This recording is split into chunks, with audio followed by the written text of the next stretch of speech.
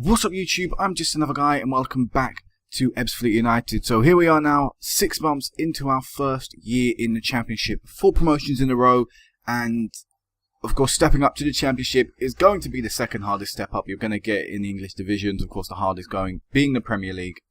So we have quite a big task on our hands.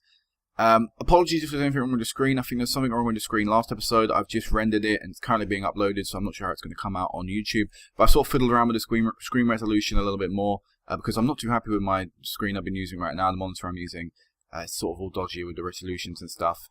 But anyway, let's move on from that. So going into the season, we predicted to finish 21st. A team promoted 4 times in a row is going to be predicted to struggle in the new league, obviously. As you see, I'm there currently as a favourite, as an icon as well. There's something to point out.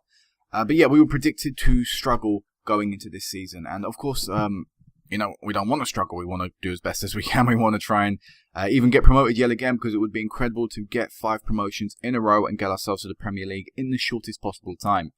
And if we go into the league table, we're currently on course to do that. We currently find ourselves in 2nd place, just 4 points behind the league leaders Birmingham, and 8 points clear of those in 3rd place. And if we even want to look further down than that, we're currently 13 points clear of 7th place, which means we're 13 points. We have got 13 point safety gap between us and staying in the playoffs. So we are doing incredibly well this season yet again, and we have also strengthened the team in the correct areas, I feel, as well. 53 goals scored this season. That is an incredible stat to have. It is the highest in the league by 10 goals. We cannot stop scoring, and yet again, it is Orbegozo with the goal scoring record to have your mouth water. He's been incredible, and to step up yet again, so 3 divisions in a row for him, and he still can't stop scoring. A great player, a really, really good player. And also goals against, as you can see, we do concede quite a few goals, but it's 34 in relation to, you know, the lowest, which is 25, only 9 goals difference. I'm happy with that. The Championship is a very tough league. Teams have the capability of scoring against anyone. You know, Leyton Orient may go next week and beat Birmingham top of the table. It's highly unlikely. They've won majority of their games, but still, you know, that is that possibility there in this division, which is what I like about the Championship. So, you know, conceding goals this season has not been too much of a worry, especially when you consider the goal difference, which is the highest in the league. You know, it's not too much of a worry. But it's been incredible this season. We have been on form yet again, and I do predict another promotion coming at the end of this season. So let's go into transfers and have a look at who we brought in and who we let go going into next season. So we'll go to the outs. We released a lot of the players who came in just as squad depth. Chris Lines, Angolo Balanta, they left as well. Nathan Thompson left, the right back. Had an alright first year with us, but he wasn't good enough for the Championship, so as a result, I didn't sign him down to a new deal. Andres Caro left. It's a young centre-back we've signed with a little bit of potential. Played his most games in League 2. Played decently well, but was never going to cut it in this division, so I decided to not renew his contract. Jack Memory left. The same with these two. You know, he came in the squad depth. Neil Taylor left. Young right-back. We've loaned out for a few years. He never really developed into anything great, so off he went. Simon Foreman, who was actually a young player that's done decently well for us. You know, he went out on loan and it didn't do great. Last year he had a great record in the reserves and stuff. Actually scored for us and scored his only goal for us ever in his history in the cup. But again, it was never really going to cut it at this level, so I decided I'd let him go on free. Already spoken about Neil Taylor and stuff, and Tom Evans as well, just someone who's never really going to cut it. The only guy we actually sold for money was Andras Struna. He was the right back we signed last season, and he wasn't very good. I signed him and instantly regret it. Somehow I picked up 100k for him off Leyton Orient. It's probably why they're doing so poor this season. If they're signing someone like this as their main guy, I'm not surprised they're struggling. Sim Holmes, he left on a free as well. Was unable to sign this guy down to a new... Well, not unable to sign his army. I was unable to get him off and, you know, sell him to someone in the short time he had left. He's got decent potential on him. I don't think I currently have a report, so I can't see that. But he did have decent potential on him. He's currently gone to Hibernian of the SPL and is doing decently well there. I mean, he's a decent player, Sim Holmes. It's that I personally felt he was never going to become a Premier League player. And that's what we've got to be thinking about now. Being in the Championship, we've got to be thinking about that last step, that Premier League step, that ultimate goal of getting to the Premier League and then going on to win the Champions League. And is Sim Holmes going to become that player? No. So, of course, I would have loved to have picked a fee up for him, but end of the day, I couldn't do that, so off he went on a free. And we also loaned out a few youngsters. That's not really important. To the ends, you already know about the top 2. these were confirmed last episode, so I'm not going to run through them. Daniel Schwab, I told you about, or Schwab, I'm not really sure how to pronounce that. I already told you about him last episode as well, but we'll go into a little bit more depth. He's a great player. I've been playing decently well, not incredible for us this season, but we've got some great stats on him. Overall, I think it's a decent signing. So he came in. The next guy we brought in, and the only loan of this transfer window, just double checking that, was Prandoni from Juventus. Left back, we really needed to improve the back four. I said that going into the season, I wanted to improve every position in that back four if I could. And Prandoni was a decent left back there on loan. I was able to get him on a pretty decent wage as well. I think it's 800. And what am I paying? Am I paying any fees with this? I don't believe so. Actually, I'm not paying any of his wages, so that's, that is great. I think I'm not paying any of it. No, I'm paying £875 a week of that, and then they're paying the rest, I believe. So, that's such a cheap wage fee, and it meant I could then spend wage in other areas. So, Prandoni is a really good signing and got some good attacking and defensive stats, which I like to see in a left back. So that's good. Next guy, Brandon Casher, he came in as our new right back. As you can see, played 25 games so far this season. Got some decent ratings as well on him. Match ratings, and overall, he's, ability as well wise, pretty decent overall, pretty well-rounded, got some great physical stats. Defensively, he's sound. Going forward as well, he's got decent stats, great work rate, great determination. Great determination. So overall, decent stats, what I like to see in a right back.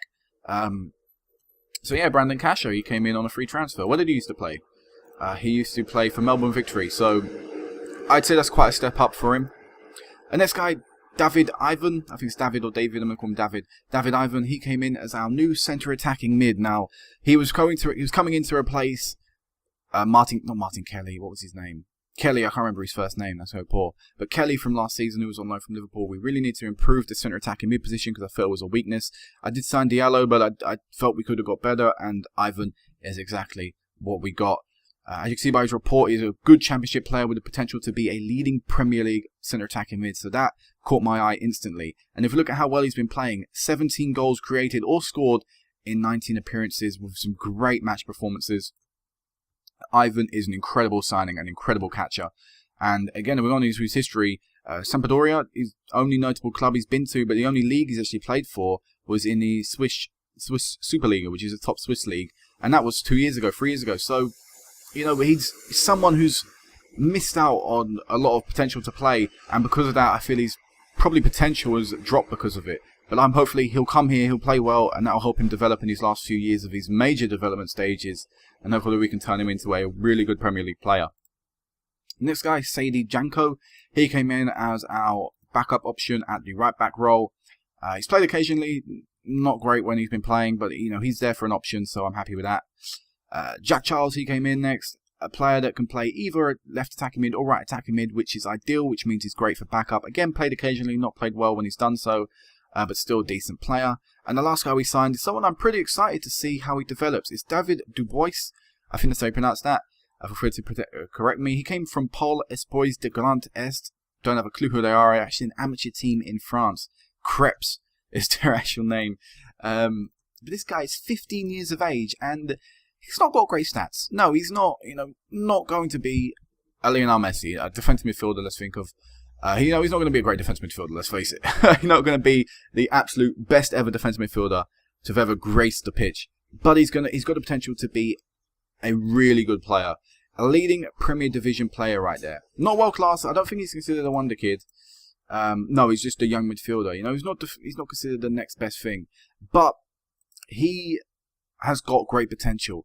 And I think the capture of this guy on a free transfer will be really beneficial to the side. Whether he becomes the really good player that he's predicted to be, that would be great, yes. But if he becomes half the player he's predicted to be, I can sell this guy on for a heck of a profit. So I'm really looking forward to see how this guy goes. Currently, he's only 15, so he's in my under-18s. I didn't want to throw him into the first team directly. Because of his report partially as well, he's not a great player. He's not got great stats. But maybe later on in the season, I may chuck him into a few games. I'm not too sure yet. We'll have to see how time goes. But Dubois is a player that I'm really excited to see how we can do. And I think it's the first real good youngster we've signed since Levitt all them years ago. So hopefully he'll be a name you see a little bit more in the future. So, with the transfers done, with the league already looked at, let's go into the fixtures and have a look at how we actually did. So, pre-season-wise, it was great. We didn't lose a game. We beat some great teams as well, like Genk and Standard Liège. So, really encouraging going into the first game of the season, and we won. We won our first ever game in the Championship, 2-1 at home, with Orbegozo picking up a double. And if I want to show you something as well, because Orbegozo scored 2 goals, our first 2 goals in League 1. Not only that, he scored our first ever goal in League 2 as well. So Orbegozo scored our first ever goal in all the professional divisions in the English League. It's quite a record. Hopefully he can do it if we can get to the Premier League as well. That would be great. Just a great little coincidence and stuff. But yeah, we beat Ebbsfleet 2-1, which was a fantastic way to start off our league campaign. We then played Luton in the Capital One Cup first round, and I think I rotated the team a little bit. Yeah, just a little bit. We played a few different players. Partly with that because of fitness, playing the game, playing 2 games in a few days at the start of the season is quite challenging for players. But we won that game 2-1 as well. Michael West ended up getting a 93rd minute winner for us. So we just scraped through against Luton, but that was great. At least we were going through. Back into the league, we beat Leyton Orient 4-1, a fantastic result. Ivan Gilling his first 2 goals for the club, and of course as well, Orbegozo Gilling a goal there, chipping in. Following that, we drew to Reading, decent result. Going into this division, I didn't really know what was going to come up, who to face. So as long as we could remain undefeated, I was happy because it meant, we were going to at least, not losing points. At least we were gaining points. And even if at one point we did go on a massive dip of form and we were starting to look towards relegation form, the start of the season would help us massively. So the idea was to stay undefeated as long as possible. So the draw there to Reading was a decent result. After that, we beat Doncaster 2-1, Orbegozo getting a goal, and also another penalty from Matt Sears, helping us get the victory there. In the Capital One Cup second round, we beat Bournemouth 3-1, with Orbegozo picking up 2 to help add to an own goal very early on in the match, putting us through to the Capital One Cup third round, which for the first time in our history, I believe. Yeah, for the first time in our history, we actually progressed past the first round, and we ended up getting to the third. We'll have a look at how we did in the second. Between that actual cup game, we won 3-1 against Middlesbrough, beat Huddersfield 3-0 and drew to Watford 1-1. Before our last game before the cup match, the big cup game against Manchester City, we won 3-0. Orbegozo getting a goal. Chris Child, who still plays for us incredibly, considering all them years ago I said I wanted to get rid of him, he's still playing for us. And Daniel Schwab getting his first goal as well for us. So, good run of form, really good, form from the start of the season all the way down to that first defeat of the season, which did come in the form of the cup defeat to Manchester City. So we lost 4-2 on the day, but overall, if you're going to play Manchester City, one of the best teams in England, and put up a fight and put up a display like we did, I'm ecstatic with. Because if we look, we were 2-2 up until the 86th minute. And look at the match stats. We weren't exactly dominated, which is very, very encouraging. It's a shame at the end the defence capitulated and, they scored 2 quick succession goals, which ended up knocking us out of the cup. But we put in some great performance. We put in a great performance. We took the lead. We fought back. We showed great courage and great determination and great team spirit against the Manchester City team, who were playing some incredible players. Sandro, Fernandinho, Yaya Torre, Zabaleta. I know these players may be advancing in age a little bit now. Vincent Kompany, Micha Richards, Dzeko, Jose Angel Pozo is a good player. We come up against some fantastic players. And so to get the performance we did, even Papadopoulos, who was there in defence, to get the performances we did is incredible. And so I'm not too disappointed to be knocked out. Of course, I would have loved to have progressed through to the Capital One Cup, but to the next round at least. But the performance we did, I was more than happy to take that and move on and try and pick up, a good run of form again. And we did that ideally, beating Swindon 3-1 with another fantastic performance from the team. Beating Sheffield United 1-0, a late goal from Diallo ended up getting us the super sub coming on and scoring. And we also beat Blackburn 2-1 before finally a poor bit of form kicked in. We lost to Norwich 4-2. That was a shame. The first time in the league, we shown some poor defensive display. That was followed up by a disappointing 2-1 defeat to Bournemouth, especially when you consider we beat them 3-1 away from home earlier on in the season. That was a shock result in my opinion. We did bounce back. We beat West Ham 5-2. 5-2, fantastic performance from the team. And again, this is a West Ham team. They've got some decent players in them. Still got Adrian in goal. Glenn Johnson, the right back, again advancing in age, but still decent player. Matt Jarvis Jr. They've got some great players in their team. So for us to get a 5-2 victory against them and a hat-trick for Salina, I think his first ever professional hat-trick, that is a fantastic result right there. Before we lost yet again to Leeds 4-2. Trying to pick up our form yet again, we went on a 3-game undefeated streak, beating Wigan 2-1, beating Crystal Palace 1-0, and drawing to Brighton, 1-1 before we went on another poor run here for a little bit, losing 4-2 to Birmingham, another high conceding game for us, and also losing 3-1 to Nottingham Forest, which again is poor and a hard defeat to take. But we've finally bounced back now, going into this start of the second half of the season. We've beaten Peterborough, the team that were top of the table last year, remember. We beat them 5-3. Okay, they had 2 men sent off, but that were in the last 4 minutes of the game. We only scored 1 goal once they got the 2 men sent off. So overall, a good performance and quite a display for the neutral, as well as 4-1 victory against Brentford. Again, great display, 4 different goal scorers there, so that's really good team performance. And also a 2-1 victory over Burnley. So, you know, we've had a good run of form this season. We have not really had a massive spell where we've struggled. Okay, we've had the occasional defeats in a row, but still, you know, no like 4, 5, 6 game run where we've not won. So I'm predicting that's going to come in the second half of the season. But hopefully we can turn that around, and hopefully we can continue this run of form that we're currently on, 3 wins in a row. Hopefully we can continue on for a while.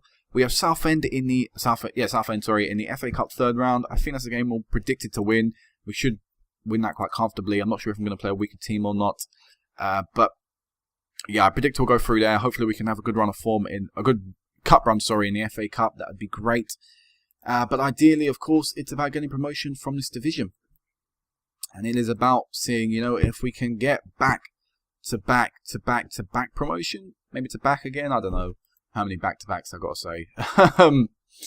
But let's go into some player stats. So as you can see, Orbegozo is top goal scorer in the league. Second place is Thierry Ambrose. And Liam Kelly, that was it. Liam Kelly plays for Peterborough now.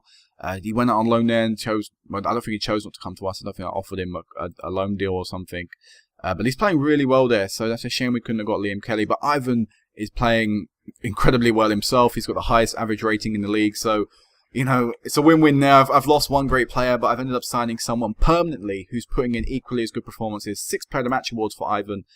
So, you know, I can't really complain there that I've missed out on Liam Kelly because he's left. I've ended up signing someone equally as good, if not better.